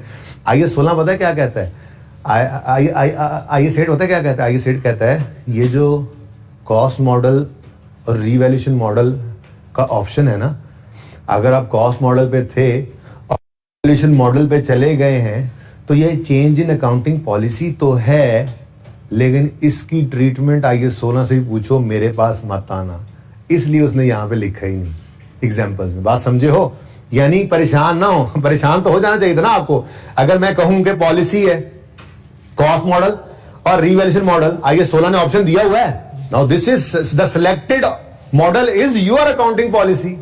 अब आप कहते हो जी हम पहले कॉस्ट मॉडल पे थे, हम फिर रिवैल्यूएशन मॉडल पे गए, आपने तो चेंज इन एस्टीमेट की अकाउंटिंग की हुई थी उसमें। क्या मतलब, पिछले सालों को तो नहीं छेड़ते थे आप बस उस साल को और उससे आगे सही कर लेते थे। तो ये तो चेंज इन पॉलिसी, तो अकाउंटिंग पॉलिसी है, उसमें अगर आप कॉस्ट मॉडल पे थे अकाउंटिंग पॉलिसी थी आपकी, आप रिवैल्यूएशन मॉडल पे गए हो तो ये चेंज इन अकाउंटिंग पॉलिसी है ना। आपने रिट्रोस्पेक्टिव एप्लीकेशन करवाई ना, आपने कोई नोट बनवाया था, क्या चक्कर है? तो मैंने कहा भाई सब्र करो, IAS 8 के अंदर लिखा हुआ है कि कॉस्ट मॉडल से रिवैल्यूएशन मॉडल पे जाना, IAS 16 के अंदर ये चेंज इन पॉलिसी तो है, लेकिन इसको अकाउंट फॉर करोगे IAS 16 के वाले ट्रीटमेंट से जो हम कर आए हुए हैं, ठीक है ना। इसलिए उसके बारे में नहीं सोचना, आपके लिए सिर्फ ये 3 एग्जांपल्स अब रेलेवेंट रह गई, ठीक है जी। और ये ठीक है, और कोई होगी तो मैं आपको बता दूंगा, ओके सही है। चल अच्छा जी, अब वंस इनमें से कोई आपने पॉलिसी सिलेक्ट कर ली, आप कहोगे अच्छा चेंज इन पॉलिसी नहीं है तो फिर आज के सवाल में क्यों था? भाई आज के सवाल में एरर था, खुदारा ये मत करो, हमने एरर करेक्शन नोट बनाया है, हमने चेंज इन पॉलिसी का नोट नहीं बनाया, ठीक है ना। एरर करेक्शन नोट बनाया था, तो रिवर्जन वाला सवाल मिक्स हो सकता है, तो बस मैक्सिमम एरर हो सकता है, पॉलिसी चेंज नहीं है, ये बात समझे हो। और भाई देखो ना, IAS 2 ने कहा FIFO FO, हमने कहा ये ऑप्शन है, जो सिलेक्ट करो पॉलिसी है, और अगर चेंज करोगे तो नोट बनाओगे, मुहानी वाला सवाल। हमने कहा IAS 40 ने कहा कॉस्ट मॉडल या फेयर वैल्यू मॉडल, जो चेंज करोगे तो ये चेंज इन पॉलिसी है, सवाल कोई नहीं है, देख लेंगे, को बना लेंगे, ठीक है। हमने कहा बोरिंग कॉस्ट को एसिड कॉस्ट में ऐड करना है, अगर एक्सपेंस आउट कर रहे थे तो अब चेंज इन पॉलिसी नोट बनेगा, सबसे पहला सवाल जो हमने किया था IAS 8 का। अब ऐसे ही तो IAS 16 ने कहा कॉस्ट मॉडल लो या रिवैल्यूएशन मॉडल लो, अगर कॉस्ट मॉडल पे हम आ गए तो ये हमारी अकाउंटिंग पॉलिसी बन गई। अब जो अगर हमने 2 साल बाद जाकर उसको रिवैल्यू किया तो है तो चेंज इन अकाउंटिंग पॉलिसी, तो क्यों नहीं हम रिट्रोस्पेक्टिव एप्लीकेशन करते और क्यों नहीं हम नोट बनाते? क्योंकि IAS 8 ने एक्सक्लूड किया हुआ है इसको, या आपकी बुक के अंदर ही इंशाल्लाह लिखा हुआ आपको मिलेगा। ये पॉइंट 6, ये जब मौका आएगा तब पढ़ेंगे, फिलहाल वैसे पढ़ भी लो। Adoption of revaluation model for non current asset previously held at cost, ये है तो change in policy, it is, कहीं लिखने की जरूरत नहीं, लिखा हुआ किताब में, इसलिए कह रहा हूं यहां पे ले आया। It is a change in policy but it is not treated as per IAS 8। IAS 8 ने लिख दिया कि है तो चेंज इन पॉलिसी, मैं मानता हूं है तो चेंज इन पॉलिसी, लेकिन ट्रीटमेंट ये वाला नहीं है, जाओ जो कर रहे थे आप शुरू की क्लासों में वही करना है आपने, IAS 16 ने जो कहा है, ठीक है। It means no retrospective application is required and no note is required, यानी नो डिस्क्लोजर इज रिक्वायर्ड, ठीक है। वापस आए जी, अच्छा कहां थे हम, नेक्स्ट जी। अब एक बार जो आपने पॉलिसी सिलेक्ट कर ली, मैंने आपको बताया था पॉलिसी सिलेक्ट कर लो, उसको कंसिस्टेंटली अप्लाई करना है, उसको चेंज करने की सिर्फ 2 ही सूरतें हो सकती हैं, बताया था आपको, सारी अंग्रेजी यहां लिखी हुई है, ज़बानी जो बताया था, क्या या तो स्टैंडर्ड ही बदल जाए या फिर मैनेजमेंट ये डेमोस्ट्रेट कर सके कि ये ज्यादा बेटर प्रेजेंटेशन, ठीक है। पढ़ो क्या कहता है, selection of accounting policy, apply relevant IFRS। अच्छा अकाउंटिंग पॉलिसी क्या मतलब, इन्वेंट्रीज है ना, इन्वेंट्रीज आपके पास, आप क्या करो, सबसे पहले तो ये देखो इन्वेंट्रीज को ट्रीट कर रहा है तो कोई स्टैंडर्ड है रेलेवेंट, अगर वो नहीं है तो फिर कोई मिलता जुलता स्टैंडर्ड, जैसे IAS 16 PPE पहले आया था टेंजिबल्स का, इंटेंजिबल्स के लिए कोई स्टैंडर्ड नहीं था, जब तक वो नहीं आया था तो हम क्या करते थे अकाउंटेंट्स, हम पता नहीं कब वो जो अकाउंटेंट्स करते थे, ठीक है, वो क्या करते थे, वो सिमिलर पहले देखते थे IAS 38 इंटेंजिबल का कोई स्टैंडर्ड है, स्टैंडर्ड तो नहीं था उस वक्त तक जब IAS 38 नहीं आया था, जो आपने FA 2 में पढ़ना है, फिर वो कहते थे कोई मिलता जुलता है तो उन्हें कहा था हाँ ये 16 टेंजिबल्स का है, बस मिलता जुलता ही है, उसी के ऊपर इसको काउंट आउट फॉर कर लो। अगर कोई मिलता जुलता स्टैंडर्ड भी ना हो तो फिर हम वापस जाते हैं फ्रेमवर्क की तरफ, ठीक है। वो फ्रेमवर्क क्या है वो इंशाल्लाह पढ़ाऊंगा आपको। बहरहाल सिलेक्शन ऑफ अकाउंटिंग पॉलिसी क्या है, क्या मतलब, इन्वेंट्रीज हैं तो किससे पूछोगे कौन सी पॉलिसी लगाएं, IAS 2 से। इन्वेस्टमेंट प्रॉपर्टी आपके पास पड़ी है तो किससे पूछोगे, IAS 40 से। और अगर आपका जो रेलेवेंट स्टैंडर्ड है, आपको जो आइटम है PPE में लिखना है उसका रेलेवेंट स्टैंडर्ड अवेलेबल नहीं है तो फिर सिमिलर स्टैंडर्ड की तरफ जाओगे सिलेक्शन के लिए अकाउंटिंग पॉलिसी। वो भी नहीं है तो फिर फ्रेमवर्क की तरफ, वो बाद में बात करेंगे, ठीक है। जैसे इन्वेंट्रीज के लिए रेफर करो IAS 2, PPE के लिए IAS 16, इन्वेस्टमेंट प्रॉपर्टी के लिए IAS 40 एंड सो ऑन, समझे। तो सिलेक्शन के लिए क्या करोगे, रेलेवेंट स्टैंडर्ड की तरफ जाओगे कि कोई भी आइटम जो फाइनेंशियल स्टेटमेंट में प्रेजेंट होना है उसको उसके ऊपर कौन सी अकाउंटिंग पॉलिसी लगाएं। उन्होंने कहा उनके स्टैंडर्ड से जाके पूछ लो, ठीक है। अब मसला ये है, जब एक बार सिलेक्ट कर लो तो consistency in applying accounting policy, क्या मतलब, once a policy is selected an entity must apply it with consistency so that figures can be compared over years. Apply FIFO in each year to make compare. यानी अगर FIFO select किया तो फिर उसको consistently over the years करो। ये बात भी हुई थी और सही है। इसको भी फिलहाल ना पढ़ो, ये बाद में पढ़ेंगे। अगली बात, चेंज इन पॉलिसी कब कब हो सकती है, ये मैं नोट्स अपलोड आपको अवेलेबल करूंगा ना, इसको पढ़ के आना है। चेंज इन पॉलिसी कब हो सकती है, an entity must apply consistent accounting policies for similar transactions and events. Following is the discussion on when we can change accounting policy. When change in policy is permitted only if change is required by IFRS. Standard ही बदल जाए, ये compulsory है, ठीक है। तो example क्या, revise IFRS now requires borrowing cost to be capitalised. ये एग्जांपल्स पढ़ के आनी है। लाइफ वो खत्म हो गया, ठीक है। ऑपरेटिंग लीज अब रहा ही नहीं, IFRS 16 आपके सिलेबस में नहीं, इसको रहने देना, ठीक है। क्या करो, जो स्टैंडर्ड कहे वो करो, ठीक है, जो स्टैंडर्ड कहे वो करो। अगली बात पढ़ लेना ना इसको, या चेंज कर सकते हो आप स्टैंडर्ड बदल जाए, या चेंज कर सकते हो आप जब प्रोवाइड करे ये change reliable and more relevant information. ये वॉलंटरी होती है, ठीक है। FIFO से FCO पे चले गए, फेयर वैल्यू मॉडल से कॉस्ट मॉडल पे चले गए, वगैरह वगैरह, ठीक है। इसके लिए retrospective application is a must, ठीक है। तो ये इंशाल्लाह चैप्टर में आपको अवेलेबल कर देता हूं PDF के अंदर, ठीक है। आपने कोशिश करनी है कि इस सारे चैप्टर को पढ़ना है और इसमें कुछ चीजें होंगी इररेलेवेंट जो मैं बाद में कटवाता जाऊंगा। ये सारी थ्योरी को पढ़ के आना है, मैं सारी कल पढ़ाऊंगा आपको, ठीक है। एक बार आपने कोशिश करके इस थ्योरी को रीड आउट करना है, ठीक है, और फिर MCQs 2-4 ट्राई कर लेने हैं। जो सारे कर ले तो क्या ही बात, ठीक है जी। तो आज का होमवर्क क्या है, एक सीटिंग में पहला सवाल मुहानी वाला सवाल और वंडर वाला सवाल, ठीक है, और उसके बाद सांस लेके कोल वाला सवाल करना चाहो तो कर लो, ना करना चाहो तो वीकेंड पे कर लेना। ये सारी थ्योरी पढ़ के MCQs को अटेम्प्ट करना है। इंशाल्लाह कल इससे बात होगी। कल वैसे कैश फ्लो स्टार्ट कर देना है मैंने। अल्लाह हाफिज।